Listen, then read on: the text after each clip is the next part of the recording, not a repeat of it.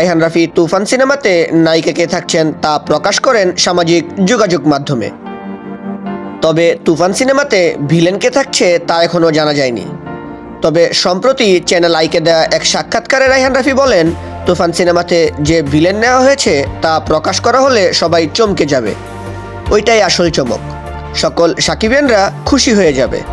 তখন তিনি হিন্টস দিয়ে বলেন যে ভিলেন থাকছে সে এখন তামিল, তেলেগু, হিন্দি, বাংলা সব ধরনের ছবিতে ভিলেনের অভিনয় করে যাচ্ছে পুরো ভারতবর্ষে। তিনি সালমান থেকে অভিষেক বচ্চন, আলিয়া ভাট, অমিতাভ বচ্চন, রণবীর কাপুর সহ সবার সাথে স্ক্রিন শেয়ার করেছেন।